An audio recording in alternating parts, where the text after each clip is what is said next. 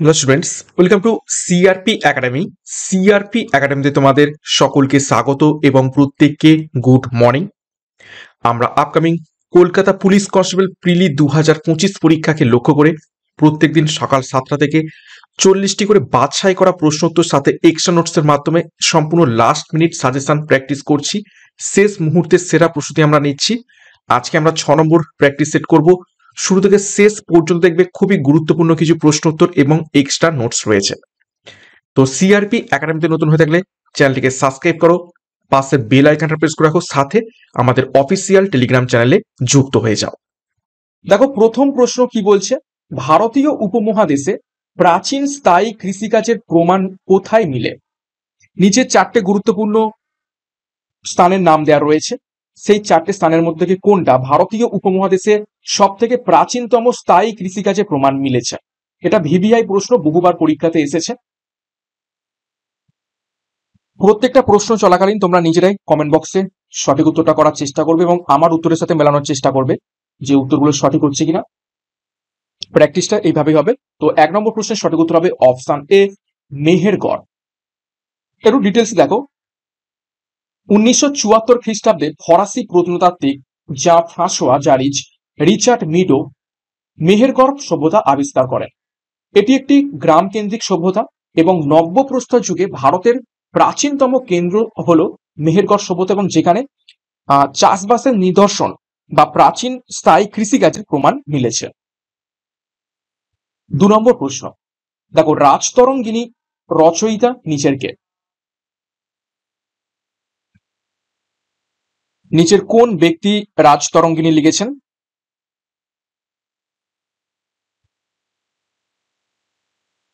সঠিক উত্তর হয়ে যাবে এখান থেকে অপশন এ, কলহন। কলহন লিখেছেন রাজতরঙ্গিনী।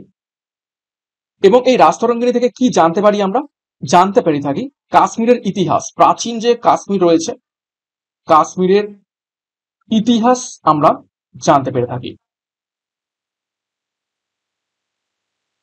দেখো, ইন্ডিকা গ্রন্থের রচয়িতা মেগাস্থেনিস এবং তহকিক ই হিন্দ এই গ্রন্থের রচয়িতা আলবিরনি। অপশনের 8 যে দুজন ব্যক্তি ছিলেন এবং হেরাডোটাসকে কি বলা হয়ে থাকে? ইতিহাসের জনক বলা হয়ে থাকে। তো আলবিরনি এবং মেগাস্থেনিসের ব্যাপারেও এখানে আমরা দেখে নিলাম। যিনি লিখেছিলেন ইন্ডিকা তিনি হলেন মেগাস্থেনিস এবং তহকিক ই হিন্দ লিখেছেন আলবিরনি। নেক্সট দেখো 3 নম্বর প্রশ্ন, সর্বপ্রথম কে অশোকের শিলালিপির পাঠোদ্ধার করেন? এটা ইজি প্রশ্ন, প্রত্যেকেই পারবে আশা করছি। নিচের কোন ব্যক্তি সর্বপ্রথম অশোকের লিপি পাঠোদ্ধার করেন?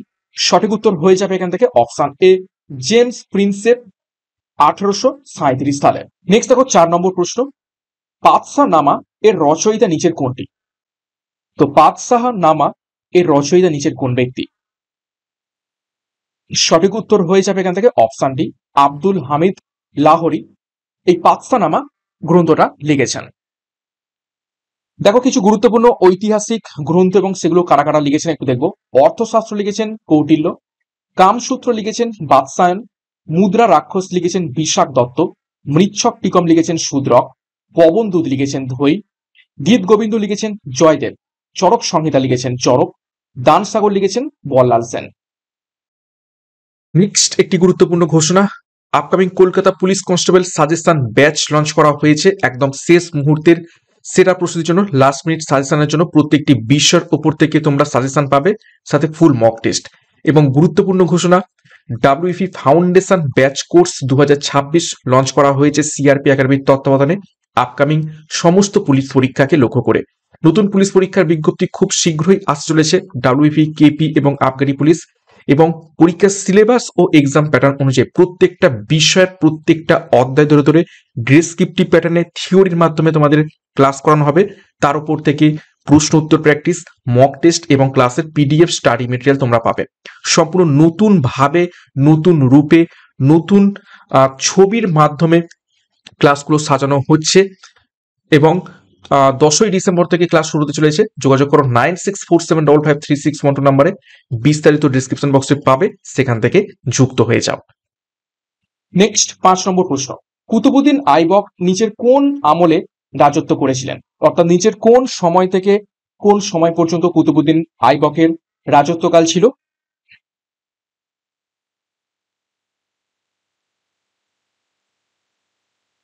সঠিক উত্তর হবে অপশন সি 1206 থেকে 1210 খ্রিস্টাব্দ পর্যন্ত দিল্লির তিনি সুলতান ছিলেন কুতুবুদ্দিন আইবক। দাস বংশের প্রতিষ্ঠা করেছিলেন তিনি। দেখো কুতুবুদ্দিন আইবক 1206 থেকে 10 খ্রিস্টাব্দ পর্যন্ত শাসন করেছিলেন। তিনি 1192 থেকে 1206 সাল পর্যন্ত ভাইসরয় হিসাবে কাজ করেন, কিন্তু মোহাম্মদ ঘুরির মৃত্যুর পর তিনি নিজেকে স্বাধীন হিসাবে ঘোষণা করেন এবং দাস বংশের প্রতিষ্ঠা করেন।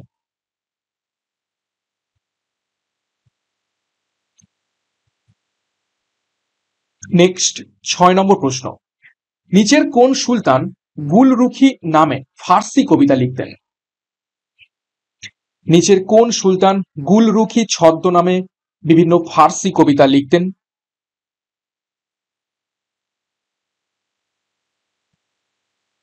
সঠিক উত্তর অপশন বি সিকেন্দার লোদি। 7 নম্বর প্রশ্ন, নিম্নলিখিতদের মধ্যে কে সমাজতান্ত্রিক নেতা ছিলেন যিনি হাজারিবাগ কারাগার থেকে পালিয়ে ভারত ছাড়ো আন্দোলনে যোগ দিয়েছিলেন? নিচের কোন ব্যক্তি হাজারিবাগ কারাগার থেকে পালিয়ে সোজা ভারত ছাড়ো আন্দোলনে গিয়ে যোগ দিয়েছিলেন? ভারত ছাড়ো আন্দোলন কত সালে হয়েছিল? 1942 সালে। তো এখানে সঠিক উত্তর হয়ে যাবে option C Jayaprakash Narayan. Next 8 নম্বর প্রশ্ন, ভারতের পূর্ব উপকূলে প্রথম ইংরেজ বাণিজ্য পথ স্থাপিত হয় নিচের কোন স্থানে? নিচের কোন স্থানে ভারতের পূর্ব উপকূলে প্রথম ইংরেজ বাণিজ্য পথ স্থাপিত হয়? সঠিক উত্তর হবে অপশন সি মছলিপত্তনমে হয়েছিল। 9 নম্বর প্রশ্ন দেখো, নিম্নলিখিত নেতাদের মধ্যে কে বিহারে 1857 সালের মহাবিদ্রোহের নেতৃত্ব দিয়েছিলেন? 4 জন নেতার মধ্য থেকে কোন নেতা বিহারে নেতৃত্ব দিয়েছিলেন 1857 সালের মহাবিদ্রোহের?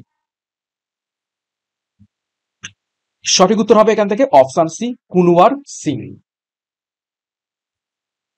10 নম্বর প্রশ্ন, নিচের কে ব্রিটিশ অধিকৃত ভারতের প্রথম গভর্নর জেনারেল ছিলেন?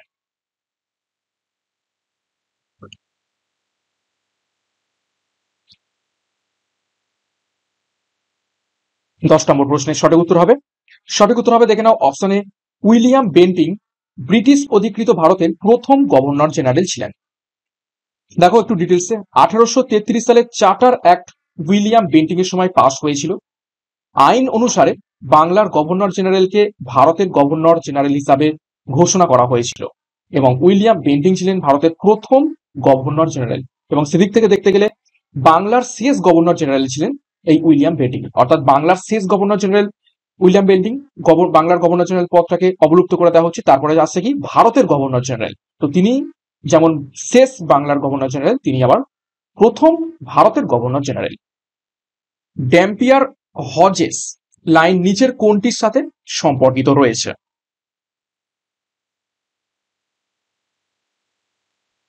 চারটে গুরুত্বপূর্ণ স্থানের নাম দেওয়া রয়েছে। তো ড্যাম্পিয়ার হজেস লাইনটি নিচের কোনটার সাথে সম্পর্কিত? সঠিক উত্তর দেখো অপশন ডি সুন্দরবনের সাথে সম্পর্কিত। দেখো ডিটেলসে, ড্যাম্পিয়ার হজেস লাইন হলো একটি কাল্পনিক রেখা যা 1829 থেকে 1830 সালে সুন্দরবন বদ্বীপের উত্তর সীমানা চিহ্নিত করার জন্য আঁকা হয়েছিল। এটি পশ্চিমবঙ্গের 24 পরগনা, দক্ষিণ এবং উত্তর জেলার মধ্য দিয়ে গেছে।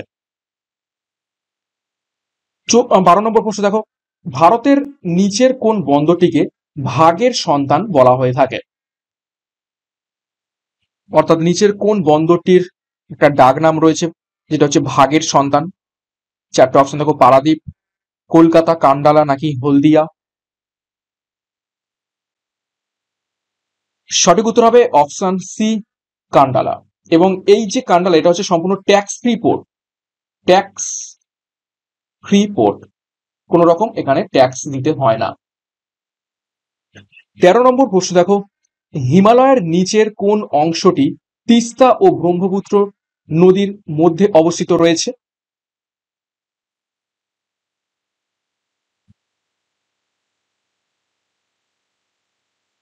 সঠিক উত্তর হবে দেখো অপশন বি পূর্ব হিমালয়। পূর্ব হিমালয়টি রয়েছে তিস্তা এবং ব্রহ্মপুত্র নদীর মধ্যে। 14 নম্বর প্রশ্ন দেখো, নিচের কোন পর্বত শ্রেণীটি নাগাল্যান্ড এবং মায়ানমারের মধ্যে অবস্থিত রয়েছে?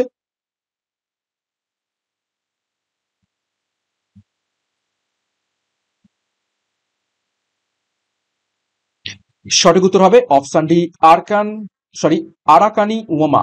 আরাকানি উমা এই পর্বত শ্রেণীটি নাগাল্যান্ড এবং মায়ানমারের মধ্যে অবস্থিত রয়েছে। যদিও এই জিনিসটা বা এই যে আরাকানি উমা, এটা হচ্ছে হিমালয়েরই একটা বিস্তৃত অংশ, যেটা মায়ানমারের মধ্যে থেকে গিয়ে বঙ্গোপসাগরে সাবমার্জ হয়ে গেছে।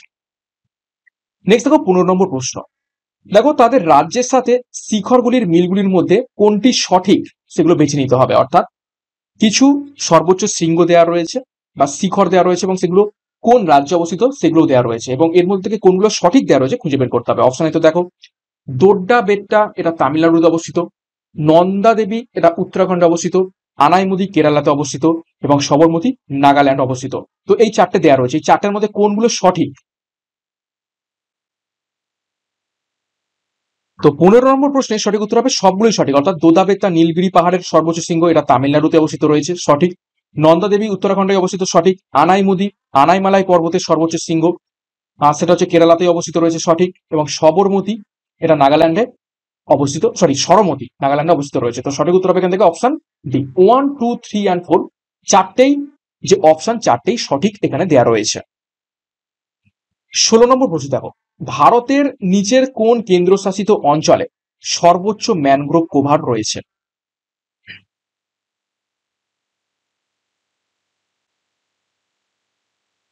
কেন্দ্রশাসিত অঞ্চল বলেছে, তো নিচের কোন কেন্দ্রশাসিত অঞ্চলে সর্বোচ্চ ম্যানগ্রোভ কভার রয়েছে? সঠিক উত্তর হবে দেখো অপশন বি, আন্দামান ও নিকোবর আইল্যান্ডে। নেক্সট দেখো 17 নম্বর প্রশ্ন, ভারতের রাষ্ট্রপতি কর্তৃক জারি করা অধ্যাদেশ বা অর্ডিন্যান্স, যেটা বলা থাকে অর্ডিন্যান্স, সেই অর্ডিন্যান্স সর্বোচ্চ আয়ু কত?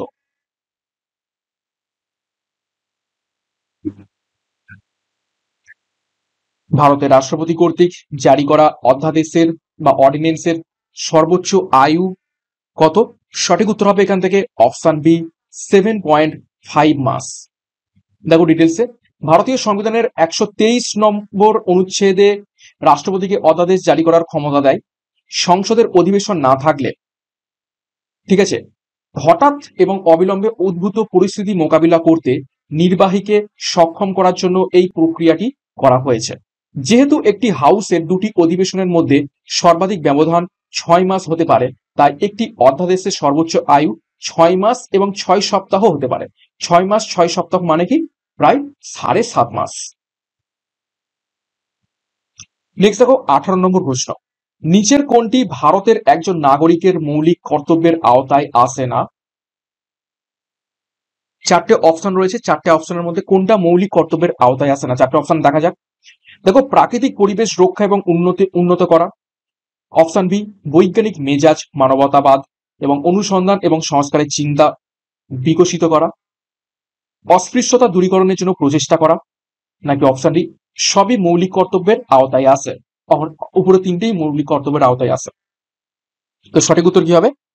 কোনটা মৌলিক কর্তব্যের আওতায় আসে না? সঠিক উত্তর হবে অপশন সি, অস্পৃশ্যতা দূরীকরণের জন্য প্রচেষ্টা, এটা মৌলিক কর্তব্যের মধ্যে আসে না। এটা কিসের মধ্যে আসে? এটা আছে মৌলিক অধিকার, এটা হচ্ছে মৌলিক অধিকারের মধ্যে আসে।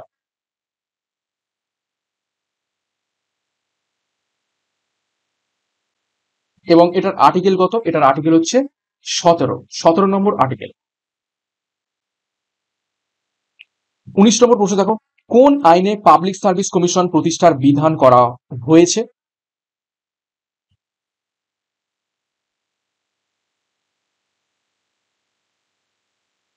সঠিক উত্তর অপশন বি, ভারত সরকার আইন 1919 সালে এই আইনে পাবলিক সার্ভিস কমিশন প্রতিষ্ঠার বিধান করা হয়েছে। 20 নম্বর প্রশ্ন দেখো, ভারতের সংবিধানে রাষ্ট্রীয় নীতির নির্দেশমূলক নীতিগুলি অন্তর্ভুক্ত করার উদ্দেশ্য কি?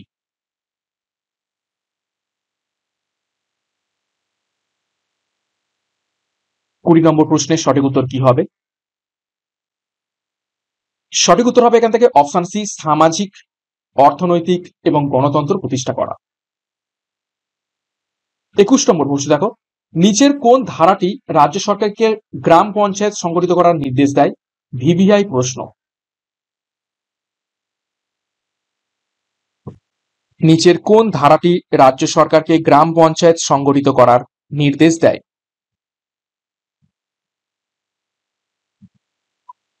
সঠিক উত্তর হবে অপশন সি, ধারা 40।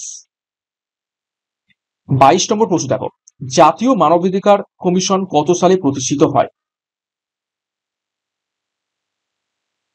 নিচের কোন সালে জাতীয় মানবাধিকার কমিশন প্রতিষ্ঠিত হয়েছিল? সঠিক উত্তর অপশন সি, 1993 সালে।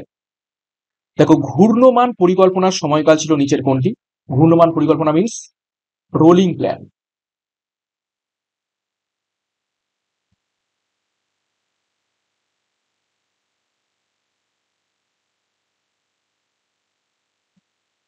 তেইশ নম্বর প্রশ্নের সঠিক উত্তর হবে অপশন এ, 1978 থেকে 1983।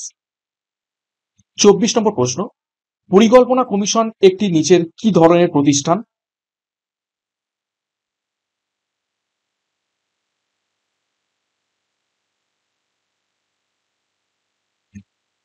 তো সঠিক উত্তর হবে এখান থেকে অপশন সি, অরাজনৈতিক প্রতিষ্ঠান হয়ে যাবে পরিকল্পনা কমিশন। 25 নম্বর প্রশ্ন, উচ্চ জন্মহার নিম্নোক্ত কোন বিষয়টির সাথে সম্পর্কযুক্ত? চারটা অপশন, মহিলার সাক্ষরতার উচ্চ হার, মহিলার সাক্ষরতার নিম্ন হার, পুরুষ সাক্ষরতার উচ্চ হার, নাকি উপরোক্ত কোনোটি নয়। তো উচ্চ জন্মহার নিচের কোন বিষয়টির সাথে সম্পর্কযুক্ত রয়েছে? সঠিক উত্তর হবে অপশন বি, মহিলার সাক্ষরতার নিম্ন হার। অর্থাৎ যে অঞ্চলে মহিলারা সাক্ষরতার হার খুবই নিম্ন, সেই অঞ্চলে উচ্চ জন্মহার লক্ষ্য করা যায়। নেক্সট 26 নম্বর প্রশ্ন দেখো, ভারতের জিডিপিতে সবচেয়ে বেশি অংশ যে ক্ষেত্রের, সেটি হলো নিচের কোন ক্ষেত্র?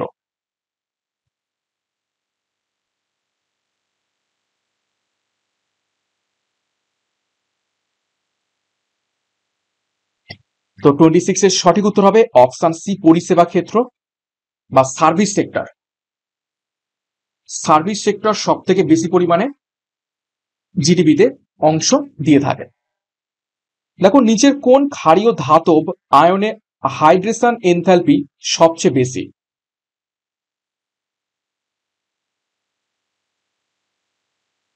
নিচের কোন ক্ষারীয় ধাতব আয়নে হাইড্রেশন এনথালপি সব থেকে বেশি? সঠিক উত্তর হবে অপশন এ, লিথিয়াম। 28 দেখো, আন্টার্কটিকায় ভারতের দ্বিতীয় স্থায়ী গবেষণা কেন্দ্রের নাম কি?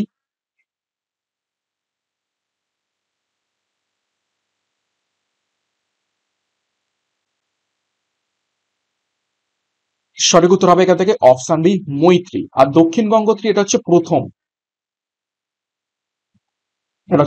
আর মৈত্রী হচ্ছে দ্বিতীয়। 29 দেখো, 5G প্রযুক্তি কোন নীতিতে কাজ করে? নিচের কোন নীতিতে বর্তমানে যে 5G আমরা ইউজ করছি, সেই 5G প্রযুক্তি কাজ করছে? সঠিক উত্তর হবে option D, orthogonal frequency division multiplexing, OFDM। প্রশ্নটাকে ভিভিআই করবে। 30 নম্বর প্রশ্ন দেখো, নিম্নলিখিতগুলির মধ্যে কোনটিকে ভারতের প্রথম মানব মহাকাশ কর্মসূচি বলে অভিভূত করা হয়েছে?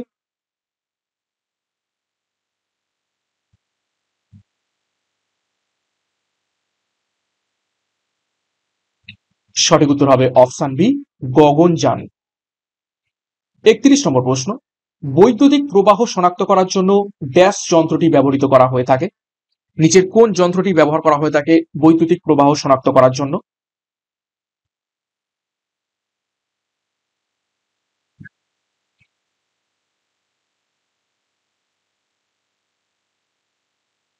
সঠিক উত্তর হবে অপশন এ, গ্যালভানোমিটার।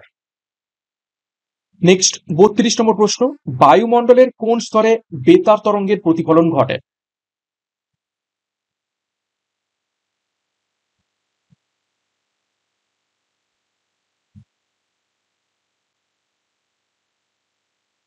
তো সঠিক উত্তর হবে অপশন বি, থার্মোস্ফিয়ারে বায়ুমণ্ডলের এই স্তরে বেতার তরঙ্গের প্রতিফলন ঘটে। নেক্সট দেখো 33, 1 ক্যালোরি সমান কত জুল? এটা ইজি প্রশ্ন, প্রত্যেকেরই পারা উচিত।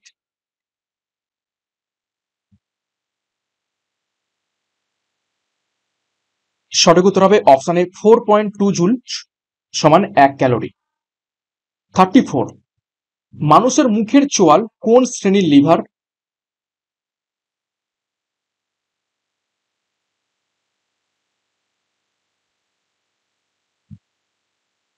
তো সঠিক উত্তর হয়ে যাবে এখান থেকে অপশন সি, তৃতীয় শ্রেণীর লিভার হয়ে যাবে মানুষের মুখের চোয়াল। 35 দেখো, আরডিএক্স আবিষ্কার করেছিলেন নিচের কোন বিজ্ঞানী?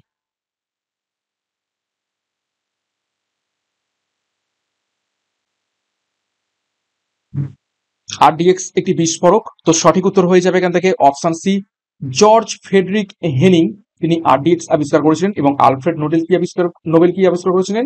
ডিনামাইট। এটাও একটা গুরুত্বপূর্ণ বিস্ফোরক। নেক্সট দেখো 36, ট্রানজিস্টর বানাতে কোন দুটি পদার্থ প্রধানত ব্যবহৃত হয়?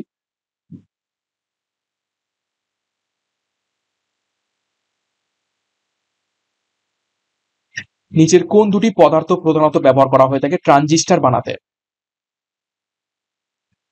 সঠিক উত্তর অপশন বি, সিলিকন এবং জার্মেনিয়াম। এই দুটোকে কি বলা হয়ে থাকে? সেমিকন্ডাক্টর। সেমিকন্ডাক্টর অর্থাৎ অর্ধপরিবাহী। পোলো খেলায় প্রতি দলে কতজন করে খেলোয়াড় থাকেন?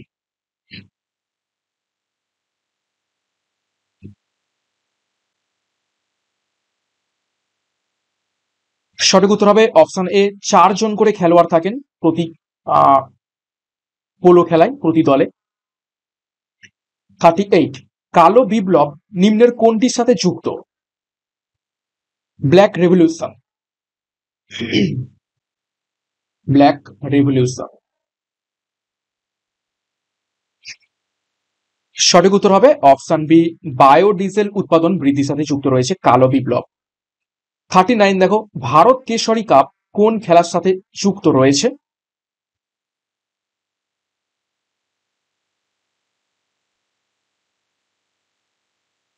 সঠিক উত্তর হবে অপশন এ, কুস্তি বা রেসলিং খেলার সাথে যুক্ত রয়েছে ভারত কেশরী কাপ। 40 নম্বর প্রশ্ন দেখো, বুন্দেস নাচরিতেন দেনস্তেন অর্থাৎ বিএনডি, এটি কোন দেশের গুপ্তচর সংস্থা? খুবই কঠিন একটা উচ্চারণ। দেখো, বুন্দেস নাচিরিচেন দেনস্তেন, আমিও নিচেও উচ্চারণ করতে পারছি না, এত কঠিন উচ্চারণ।